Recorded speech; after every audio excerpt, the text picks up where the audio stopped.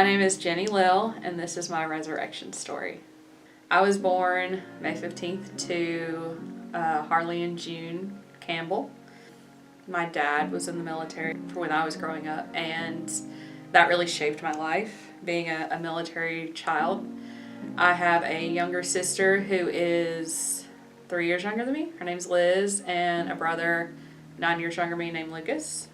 Growing up, I got to live all kinds of places because Dad was in the military. I've lived overseas in Italy, I lived in Germany, lived in New York, Bristol, Virginia, and Louisiana as well.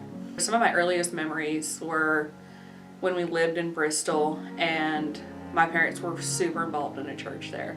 I can remember going and wearing our little Easter hats, like you know how they used to have, and going and just enjoying it.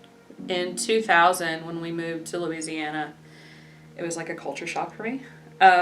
We moved to like southern Louisiana, and I just come from this, I've come from Italy, you know, like, so this big cultured place to like the south for the first time. Got invited to go to church with one of my friends. Her name was Allison. And so I went with Allison to church by myself.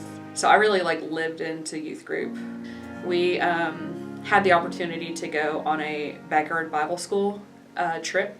And so I was gone for 2 weeks. I saved up all my money for months. It was like a whole country tour. One of the things we did on that trip was go to Ground Zero after the 9/11 attacks. And you know, I was there, we were doing work for Christ and stuff like through that experience, but that was one of the first times I can remember feeling like Jesus. And there was a point there where we all like joined hands and prayed and sang Amazing Grace, like everybody that was there, the people we didn't know and everything. And that was like such an impactful moment for me. 9/11 had a really huge impact on my life just in general. We wouldn't have come to Tennessee anyway if 9/11 hadn't happened. We were stationed in Louisiana, and then a couple months later, my dad sat us down at the kitchen table and told us that we were moving because he was being given orders to deploy to go overseas. And so my whole life kind of got uprooted with that. We moved here in like around Thanksgiving of 2002. My dad left mid-March of 2003. In the process of that, we lived with my mom's dad. He passed away February 16th of 2002. So we had just gotten into a rental house when that happened. I'll always remember that day because that was the morning we were supposed to start going to church as a family again. We had plans to go out to Cedar Grove Baptist Church. I remember being excited because like I had gone to church, youth group and stuff pretty frequently in Louisiana, and I was excited my family was going to go. And we, needless to say, didn't end up going that day, but we did eventually start going. And that was my church home for a good long while. They didn't have an active youth group.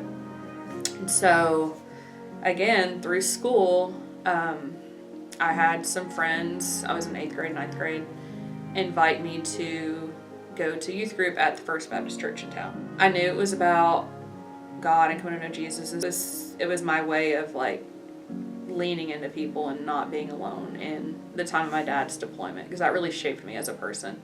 Think about like where I was in my life at that point. I was a middle school, early high school girl, uprooted from my entire friend, my church, come to a new place that's such a culture shock from southern Louisiana, put in a new school.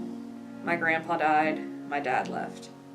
I was suffering so bad from depression at that point. We didn't know if Dad was coming home. I'll never forget the day that he did come home. It was February 16th, 2004, and I didn't realize the weight I was carrying as a 15-year-old girl at that point until I saw him get off the plane. It was almost like I held my breath for a year.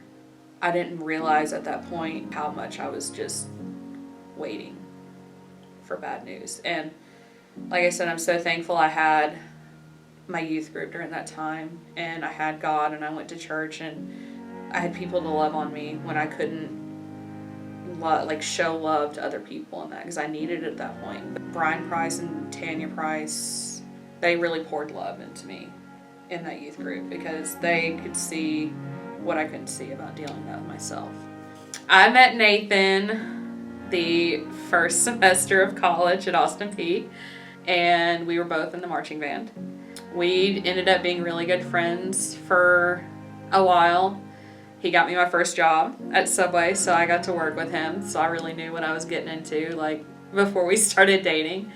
I always had this feeling like this was my person, this is who I'm going to marry, this is who I'm going to be with. And so that's a scary feeling, at 18. We were typical college kids, but we were also not typical in the sense that neither one of us were going to church at that time, but both of us were very, very focused on and making sure that the person we end up with is a Christian, has that faith, and has that foundation.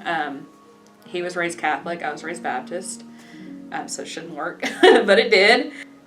We got married in 2013, and we had Benton in 2015, and Emma in 2021. We struggled really, really hard with conceiving Emma. I can remember so many nights like, if it is your will, please let this happen. Please let this happen. Is this your will? I'm trusting you. I understand it's not on my time, but, we didn't want Benton to be a single child. And so I really leaned a lot on him in that point, but also looking back, I wasn't involved in church at that point either. There were probably 10 years or so where I wasn't active in a church. My mom was very persistent in going to church, and so was my dad. Like, it's God and, like, your faith has always been the center point of my family. But they really stayed on me, like, especially with Benton being little, like, you need to get back in church. So God was kind of really working on us, though, because in early 2021, out of nowhere, Benton started saying, I want to go back to church. He didn't grow up in a church. He'd been to my parents' church a couple of times, but Benton kept saying, I want to go to church. I want to go to church. And so I kept saying, okay, we'll go. And so I'm like, where am I going to take this kid? He just wants to go to church, And then I was 7 months pregnant with Emma, super pregnant. You asked Pastor Dare, and I looked like I was about 14 months pregnant. And my uncle died suddenly. The day before my birthday, May 14th, 2021, he died.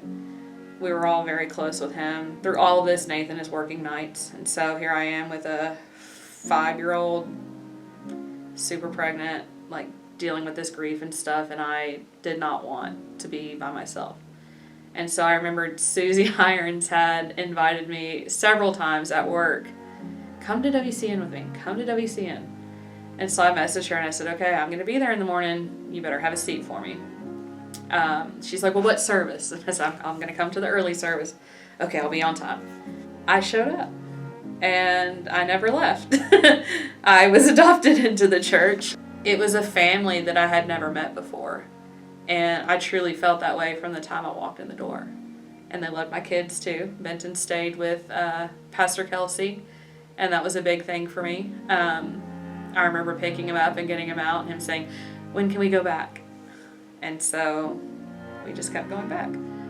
Right up there with my faith growing up, education has always been the top two things for me and ingrained in me by my parents. I had amazing parents. I do have amazing parents. They both came from working classes, very humble beginnings, very humble people.